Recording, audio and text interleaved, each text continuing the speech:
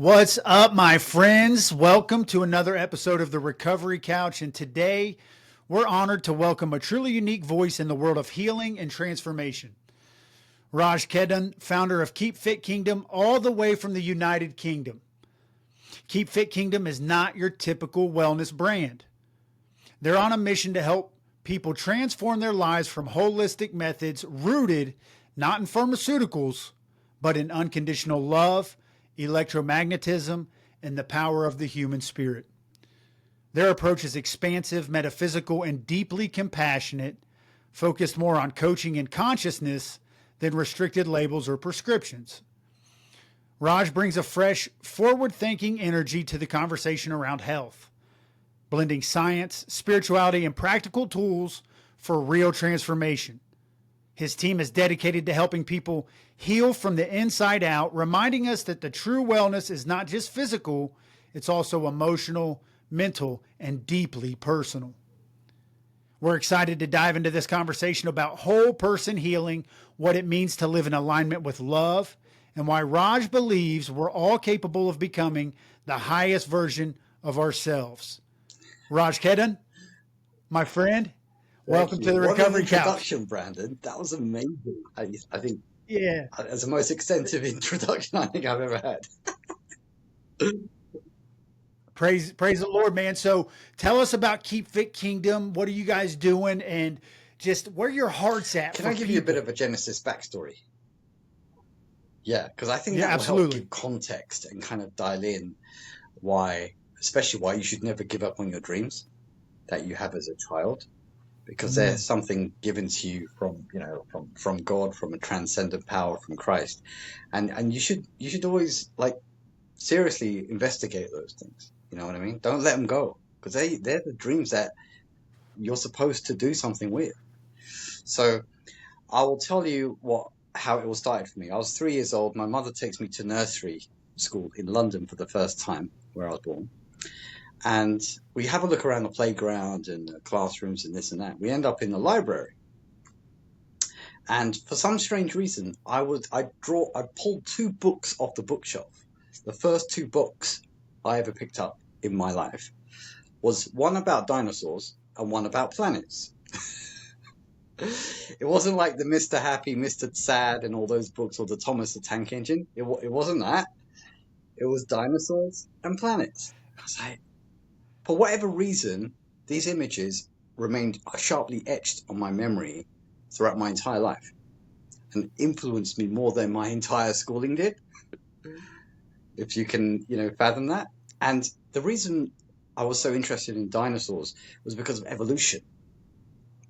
How do we move from like a reptile to a less sentient or less intelligent creature to a more intelligent creature that's able to communicate more expressively, work in a team, like a pride of lions or dolphins or elephants, work in a herd? How does that evolution of intelligence happen? Like, who is guiding that? And how is it determined? So I was thinking, what about humans? Can we evolve our own intelligence also by our own choice? How much power do we have to do that? Right? So as a 3-year-old, yeah, as a Fair enough. 3-year-old, you'd Yeah. be thinking, that's a really weird question, Raj. But when you think about it, you can dial in your spirituality, your belief, and you could say, yeah, but if I have free choice and I can think as big as I want, there's no limit on your thinking. So that means you can also evolve your own brain capacity also then, right? Really? Yeah. I'm with you. So the I'm other with you. thing was the planets. Well, I'll dial this in because a lot of people, when they're young, they say, "I want to be an astronaut. I want to do something big. I want to go on Mars. I want to go, do some amazing things." And the thing with the planets was, I would wonder, like, there's amazing planets out there, not just Earth. There's Mars, there's Venus, there's Saturn, there's Jupiter, right? Amazing planets, like turning really fast, like Jupiter spins at 47,000 kilometers per hour, right? That's crazy for the biggest planet in the solar system, right? So then it got me Yeah. thinking, like, what's happening on these planets? If you go on YouTube and you look up Mars, right? You see, NASA have robots on Mars exploring the surface of Mars. They have had for years. And when you look, you'll see the sky is red, the floor is rocky red color, and yet there's no water, there's no plants, and there's no skeletal remains of any kind on Mars. So I started thinking, why is there an empty planet in the solar system? It begins, it started me wondering about, like, okay, why is there empty planets there? Is there something on there that we cannot see with our physical eyes? So with evolution, planets, electromagnetic energy from these planets influencing each other interdependently started me thinking about, okay, there's something else going on here that we're not being taught. There's something invisible, magnetic, evolutionarily, electromagnetically helping all this stuff move, right, and develop and grow. There's nothing we can do to stop it. It's growing all the time.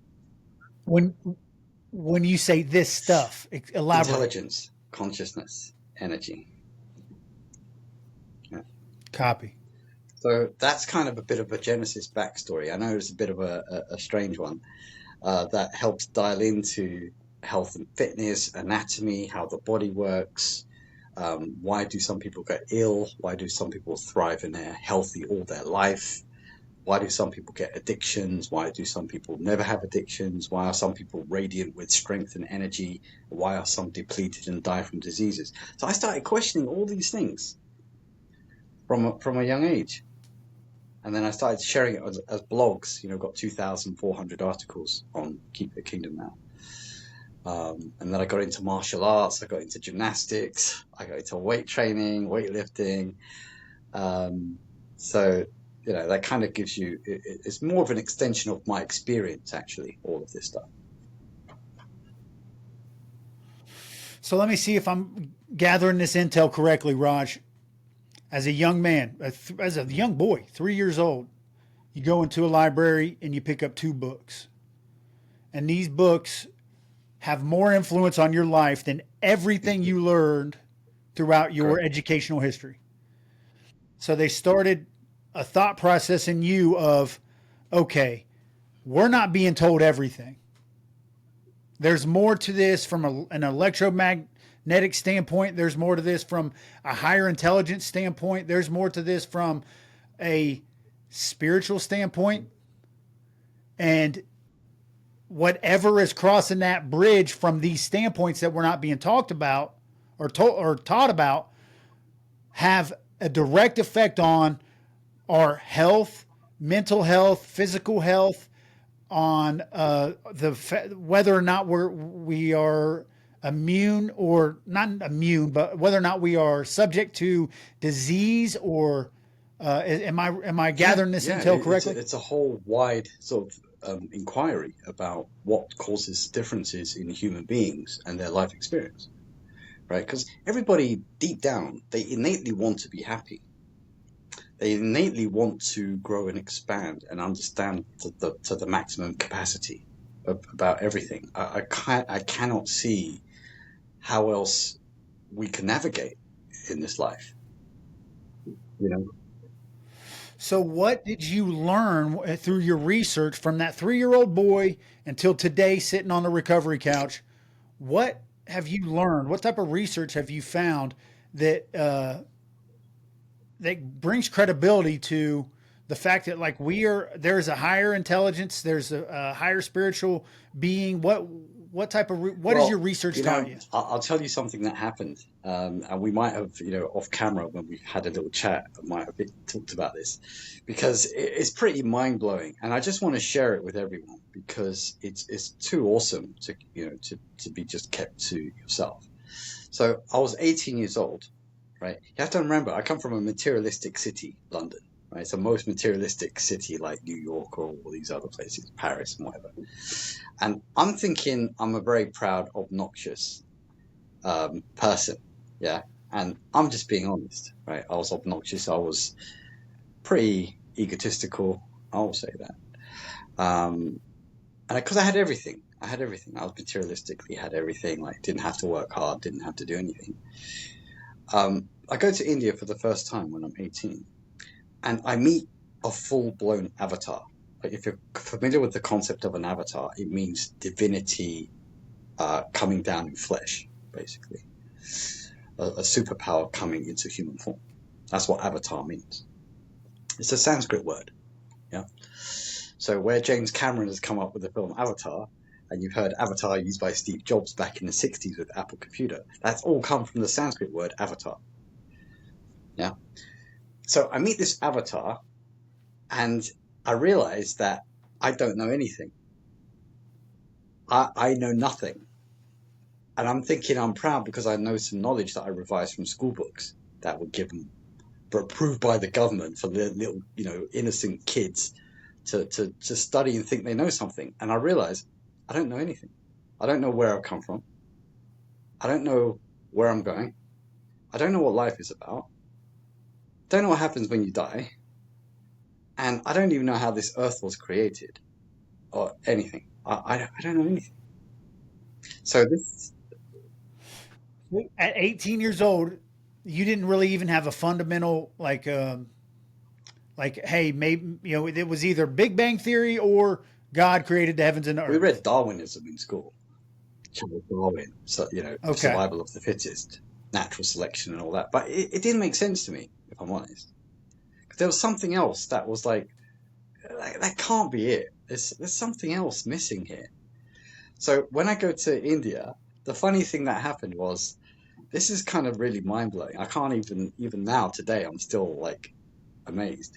So this avatar says to me mentally, he says, listen, son, word son. He says, I know why you're here.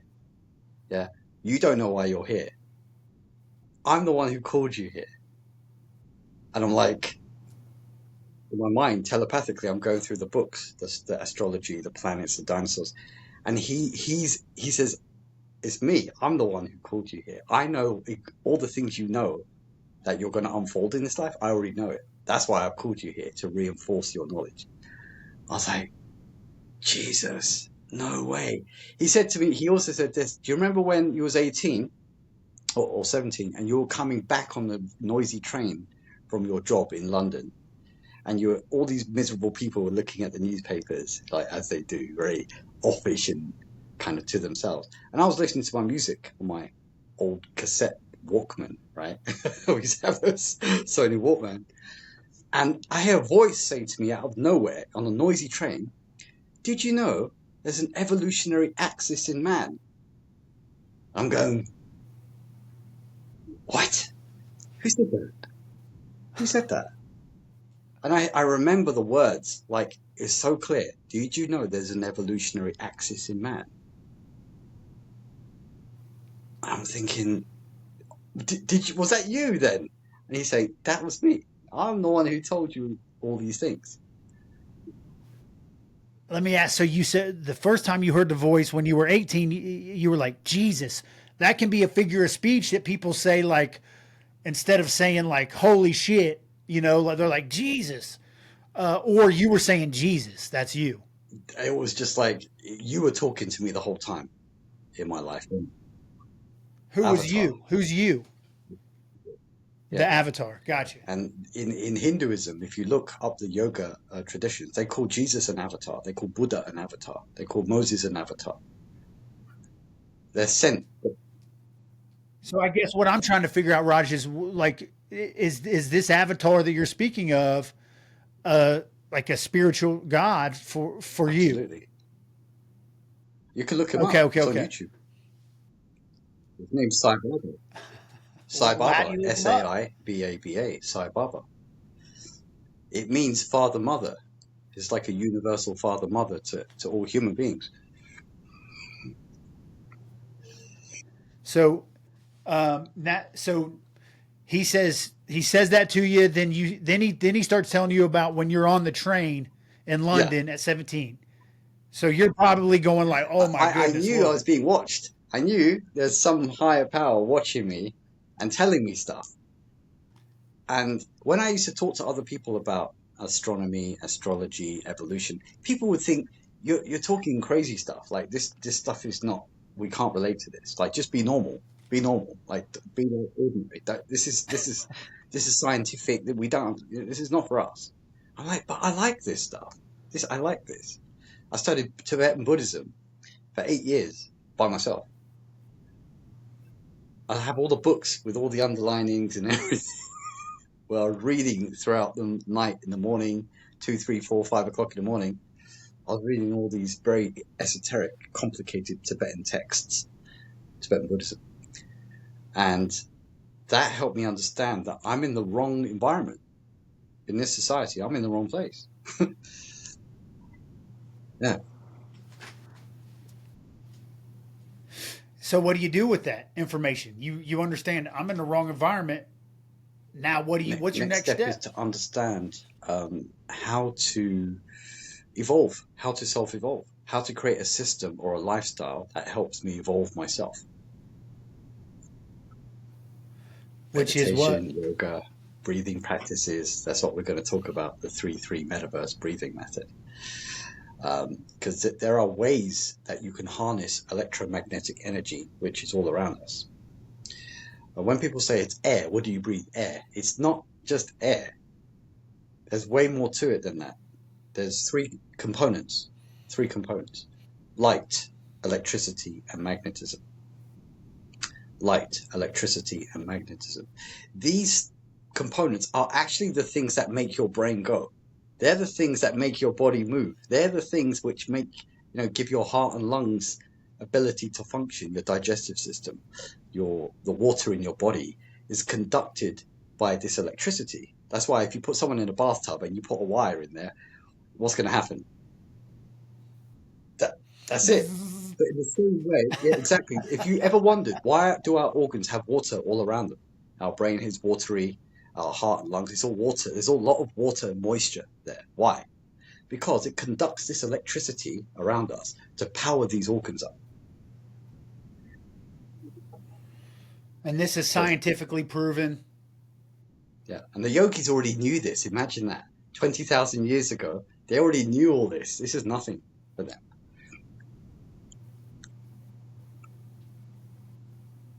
So you started implementing these into your daily disciplines.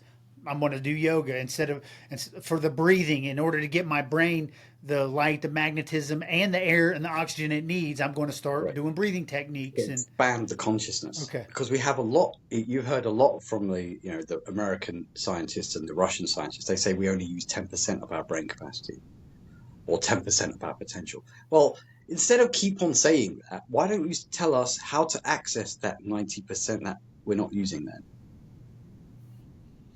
I like that. That's because that's proactive. That's not just telling somebody what's wrong, it's telling somebody what the solution is. And I think that's what you're Exactly. trying to introduce, right?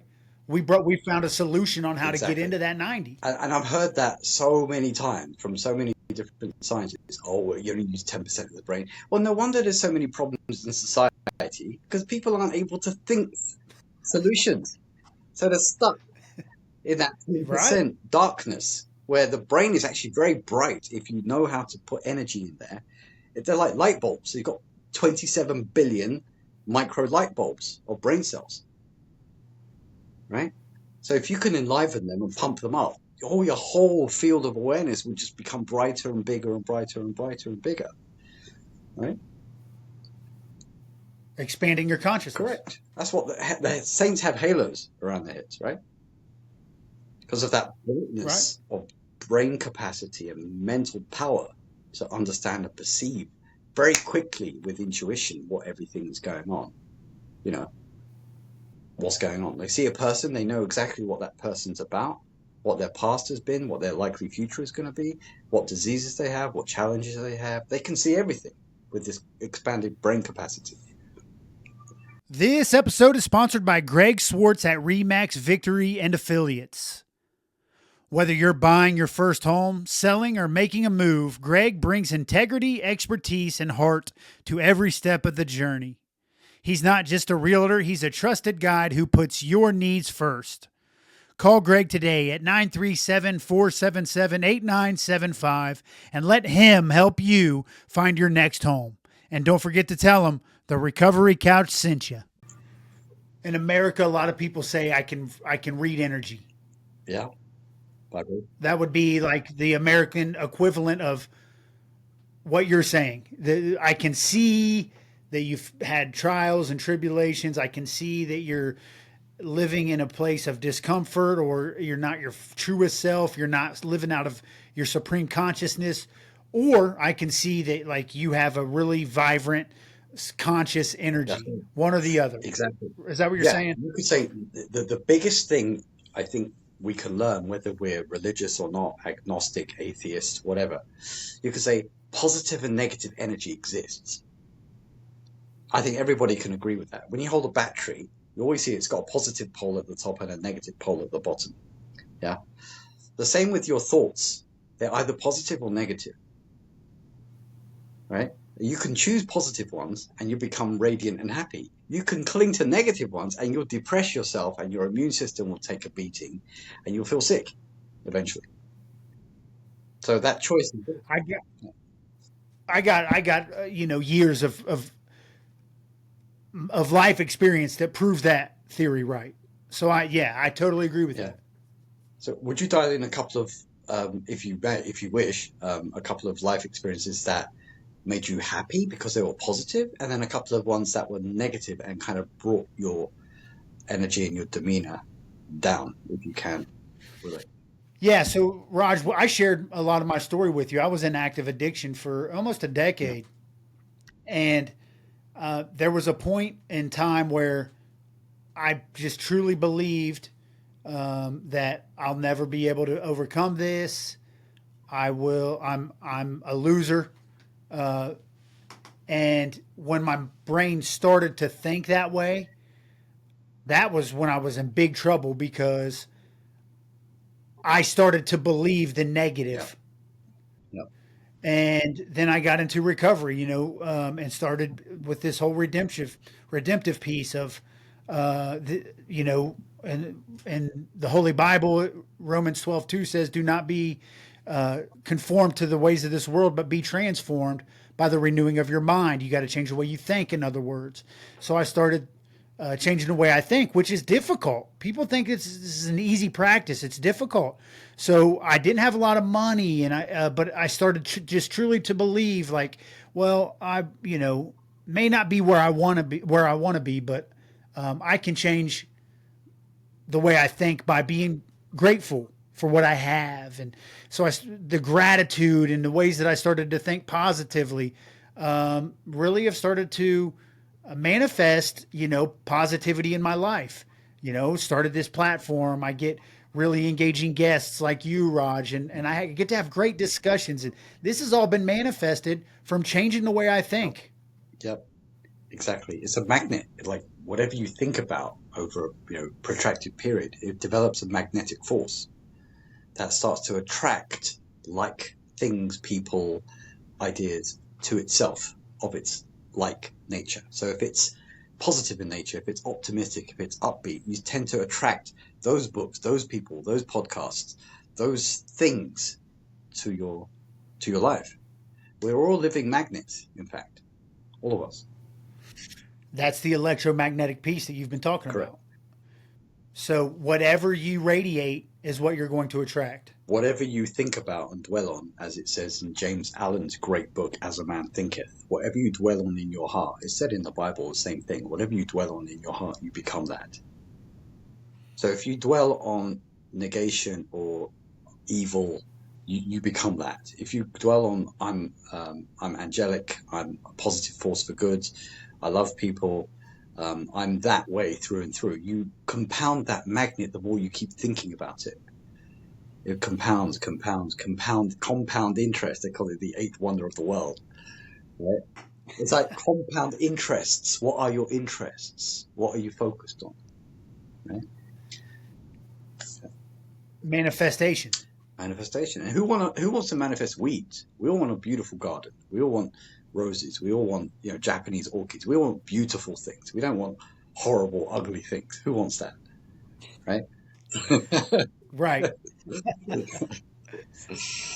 So when you get to this point in your adult life where you realize I need to practice these disciplines, the meditation, the positive thinking, how do you start to implement that? Tell us a little bit about like your struggle in the beginning, and then kind of how you had a breakthrough from a beginner level to like more intermediate expert level when as far as like improving your consciousness. Yeah, I've got a great model which I teach people because I'm also a relationship coach for women. I've been coaching women in relationship problems for 15 years. So, having observed so many, thousands of women over the years, and men as well, because I love teaching performance, I love teaching human potential, those kinds of things, yoga, meditation, metaphysics. Um, I've, I've been able to figure out a very simple process that anyone can follow. If you're a living, breathing human being, it will apply to you. So there's this what I call the sixfold hierarchy. Okay, so Six what? sixfold hierarchy. Fold, FOLD. Sixfold hierarchy, like Got you. six levels, basically. So the first level is spirit. We're all spirits, right? Then the soul, we're individualized spirit as a soul.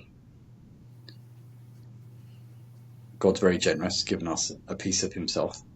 So we have a soul. Then we have a mind, which is the agency which can determine what to think, how to act, what kind of qualities and characteristics to develop. That kind of thing is all in the mind, right? Then you have the body, the senses, and the world, right?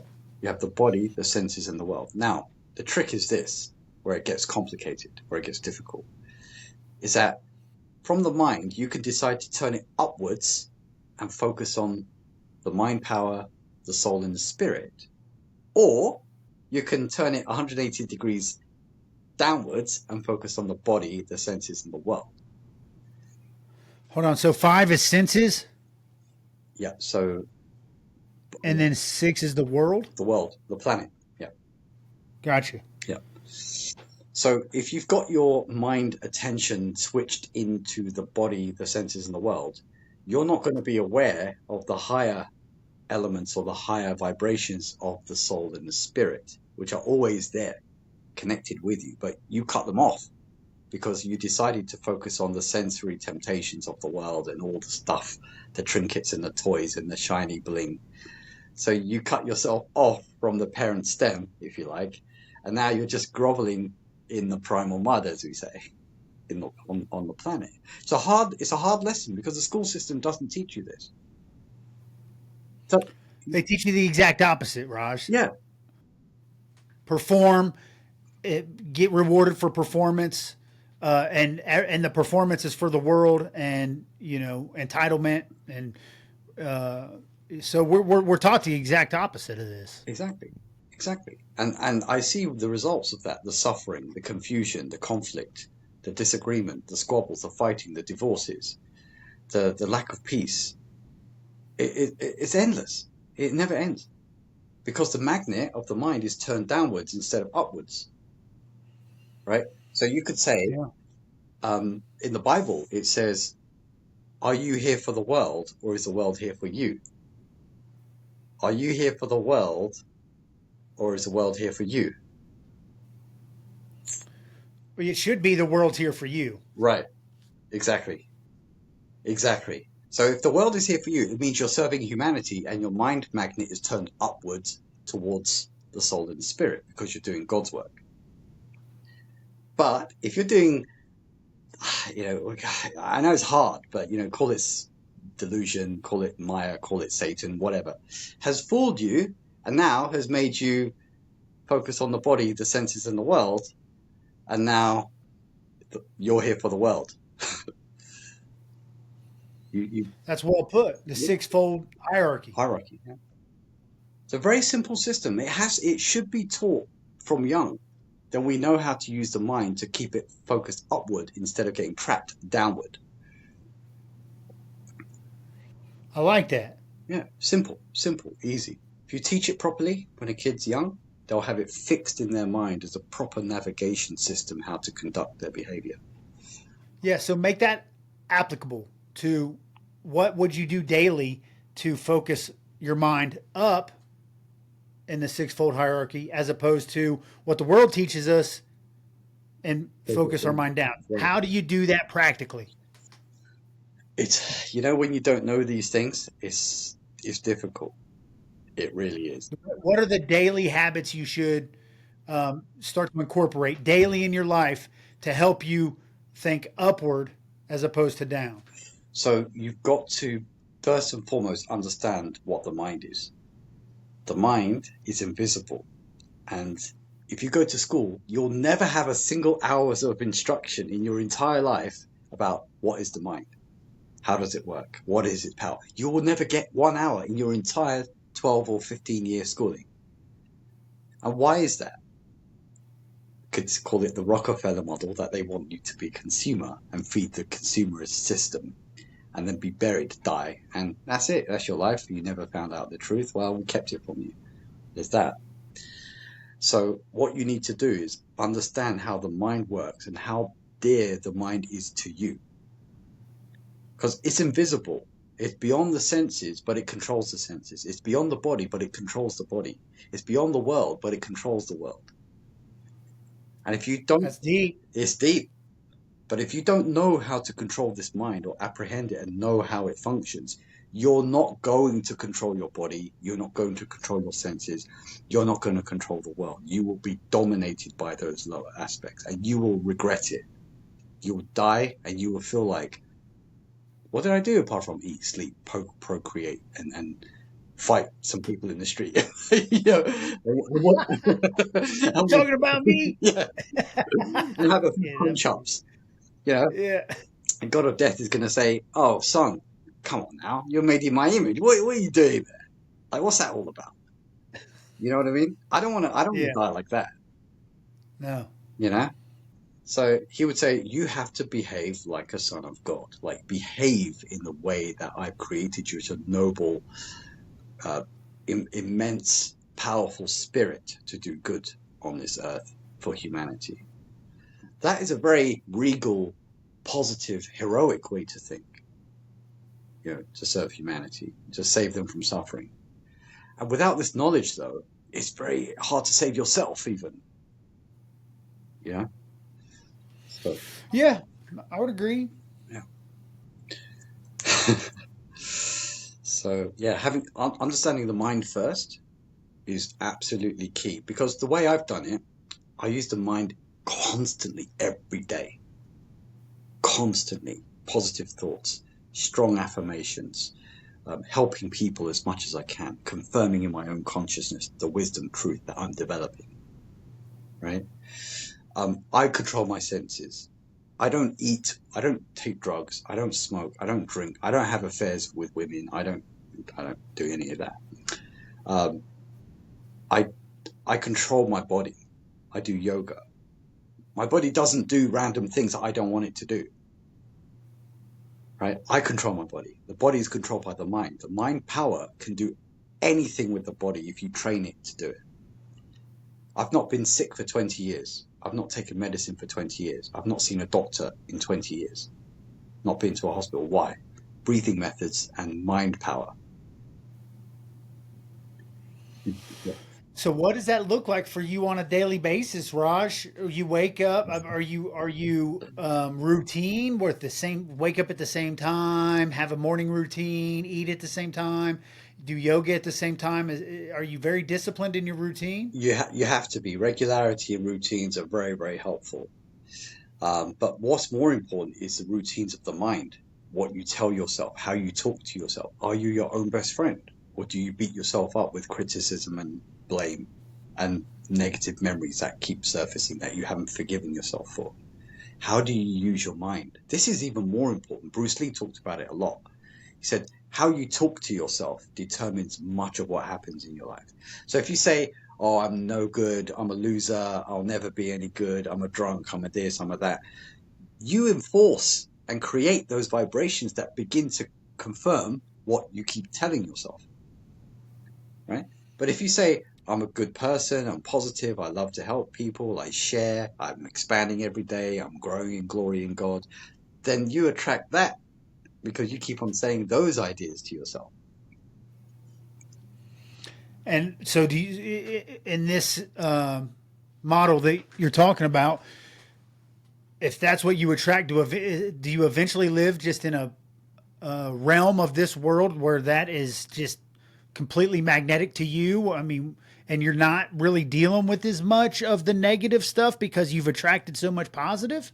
Correct. You begin to eclipse the negation portion of your mind, which a lot of people say is attached to the reptile brain. The reptile brain is the very selfish, self-centered, egotistical, driven brain, which is like a primate. It's like a reptile, right? A lot of humans still attached to that, and that selfishness is like it's a very stubborn beast to overcome. It's very, very stubborn. But one way you can do it is if you share the good you have with people. You're not saying give everything away. We're just saying share a good portion, whether it's 10, 20, 30%. Share it. Then that selfishness will begin to dissolve and your consciousness will start to expand because the love is one, energy is one, consciousness is one. You begin to perceive the heart of all humanity as one divine spirit. But if you're selfish, if you're cloddy and you're stuck in yourself in your own little world, you will not feel this spirit. You will not feel that one unified cosmic energy, which is everywhere at all times. You won't feel it. You won't have any idea. So it always, going back to the Bible, a lot of people, the Bible's outmoded, it's old fashioned. It's not. It's actually not. It's still as relevant today as it ever was. But you just need to understand how it relates to modern day life. That's where a lot of people get confused. Yeah, this is super interesting, man. We did have a discussion prior to Yeah, coming on camera yeah, the other day, and I knew there was really good alignment. I mean, this is in tune with almost all of what I've been putting into practice over the last, I don't know, 5 years or so. hmm And it's not been easy, Raj. There's been days where my consumption is more of the negative thoughts. Like I'll share some with you. Like, I'm never going to be ahead financially, right? Or I'm, this, I don't want to go out to the grocery today because people are just going to, be negative, and that's going to rub off on me, right?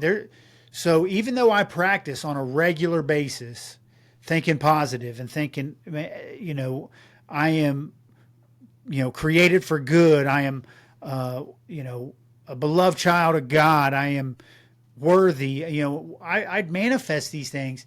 Sometimes, even through that manifestation, the negativity still creeps in. So the negative forces, the evil forces of this world are difficult to overcome. What would you say to somebody like me who runs into those struggles? That's a great question, and I think you're absolutely right. I think most people struggle with it.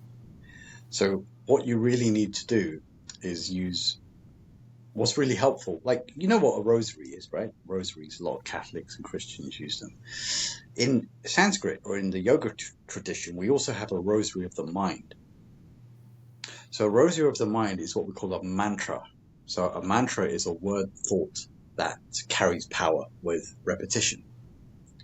So whenever you're disturbed by people, things you can't do anything about, you turn your mind inward to your mental rosary, your mantra. And the amazing thing about that is that once you've embedded even one deeply, repeated it 1,000 times, 10,000 times, 100,000 times, it becomes so powerful that nothing can disturb you. So one is like, you could say, I, my Father are one. This sort of beautiful one that Jesus used, right? I, my Father are one. I, my Father are one. I, my Father are one. If you made that your own, because you've repeated it thousands of times, no matter where you are, in the shop, in a different country, on the airplane, whatever, all you have to do is just say that sequence of words again, and automatically you feel emotionally home, stabilized, right? Words have tremendous power on the psyche because it's not just a word. In the beginning was the word, and the word was God, and the word was with God, and the word was God. So words are incredibly powerful, especially if you repeat positive ones again and again and again. That's what we call mantra in Sanskrit. And mantras are also well known. In America, you use the word mantra, guru, avatar, yoga, right? They're all very commonly used words in America as well as in the UK. So you can use a mantra to alter your state of mind. So even if you are outside, you can just repeat it a few times and you get snapped back into your power place. This episode of the Recovery Couch is brought to you by my friend JB Davis at Performance Chrysler, Dodge Jeep Ram in Centerville.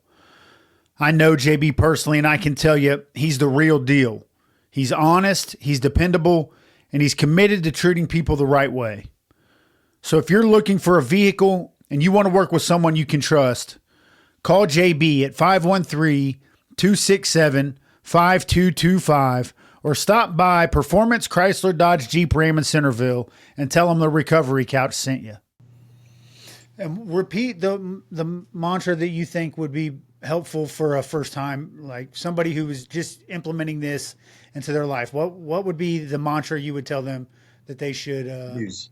You know, depending on your inclination, if you're spiritual, if you're religious, you could say, "I and my Father are one." Right? I and my Father. And my Father. I and my Father. I and my Father. I and my Father are one. Yeah, that's one that Jesus loved using, right? Because he always loved the connection with God, the God of gods. You could also say, "I'm light. I'm happy. I'm joyful. I'm positive. I'm always strong. I'm powerful. I'm goodness. Whatever you resonate with, whatever good idea or symbol of power that you feel close to, use that. I am followed by that thing that you love, that thing that you like, that thing that you would never be bored of. Right? So if you say light, if you like light, because darkness is kind of boring, right? You want to understand what's going on.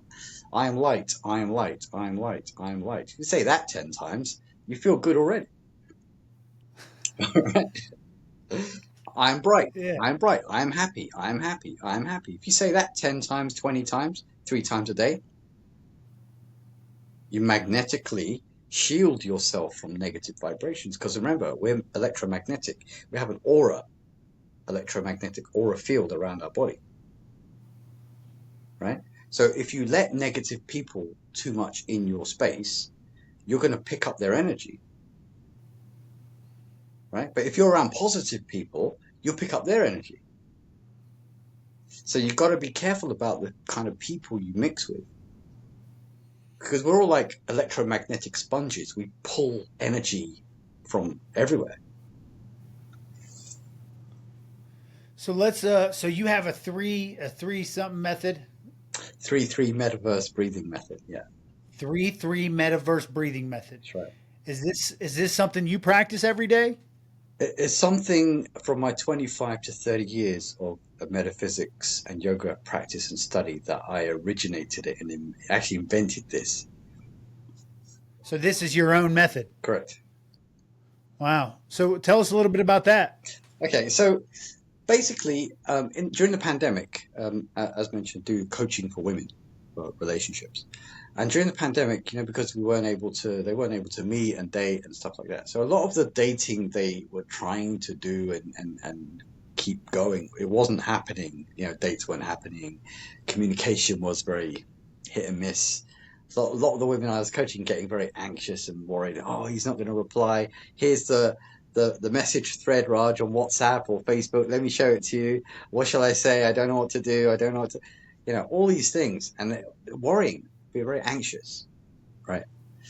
And I would tell them, look, you need to self-regulate because your energy is getting wasted here. Too much energy, emotional energy is just, you're worried for nothing, really. Or maybe it's justified, but you need to control this a bit, So I taught them some breathing methods, and they did it and it worked, but they would only do it when they were with me, either face to face on a session or on a Zoom call or on some kind of virtual session or phone call. And they would do it then. But when they were in their own space and they would come across a problem with a guy, they would start panicking and worrying. And I said, "Did you do the breathing?" And they'll go, "Oh, no, I forgot. Oh, it's not part of my lifestyle. Oh, I never thought of that." I said, "But you did it with me and it worked." "Yeah, but why don't you do it when you're, getting anxious and flustered?" "Oh, Roger, it's not part of my lifestyle. I don't know about yoga and all that stuff. I forgot. Can you show me again?" So none of them, they're lawyers, they're doctors, they're teachers, and they will never do it. They would never do it. I'm like, okay, okay. You said it works, but you never do it. Okay. So then I set about finding an easy practice that's so easy that anyone could do it and easily remember it under any circumstance. And what I found is that the simpler methods are actually even more powerful than the complex ones. Because instead of trying to teach people do a breath of 4 in, hold for 6, breathe out for 8, and then hold for 12, they won't do it. They just don't remember these things. This one is a 3-3. So all it is 3 in and 3 out, 3 in, 3 out, 3 in, 3 out as a rhythm. It's got a nice, gentle rhythm to it. So you can almost do it once you get into practice. It's almost like without thinking. Because you get into a rhythm. The body likes rhythms. Like you go to the ocean, you like a rhythm. You see the ebb and flow of the tide. People just like that. It's therapeutic. It's got predictable rhythm and a flow to it. Right? That's why people are comforted by rhythmical sounds, rocking to and fro, back and forth, in and out. This motion, it comforts people. So that's what the 3-3 does. It helps to open up the brain, releases endorphins, which are pain-relieving chemicals in the brain, releases dopamine and serotonin, which are feel-good, happy hormones in the brain. Also releases anandamide. Have you heard of anandamide? You told me about it last time. You Yeah. tell us about it. What is it? Yeah, so anandamide is a Sanskrit word for bliss, happiness. All human beings have a bliss molecule in their brain. So why would humans have a bliss molecule in their brain if they were not designed to be happy? Right? Right. And most people never access it in their entire life. They wait, they're born, they go through school, they get married, they have problems, they have whatever issues they have to deal with, and some succeed, some don't, they die. But either case, they still do not access anandamide. So they're shortchanged of the happiness they should be enjoying, actually. They don't get to experience bliss, like true bliss. Correct. They don't. And because So how do we do that? How do you recommend we go about that? I'm going to show you. Yeah, let's do it. Let's do it. So, so also another part of the science is good to know, Brandon, is this method also activates the vagus nerve. So the vagus nerve is an important part of the parasympathetic nervous system. So you can rest, digest, heal, sleep deeply, recover from trauma, recover from addiction, recover from surgery, recover from injury. Most people are in freeze, fight, flight, go, go, go, adrenaline, cortisol, fear. They're in the sympathetic nervous system, always running around, always rushing. Yeah, causes great disease because of inflammation starts to develop. Right? And then you take meds and meds for years and years. It could be morphine for 15 years, like we had a woman that we coached the other day. 15 years on morphine, all her inner organs are getting destroyed after all that time because of the toxic effects. So if you don't know how to move from sympathetic nervous system to parasympathetic nervous system, you're never going to enjoy your life. Just won't.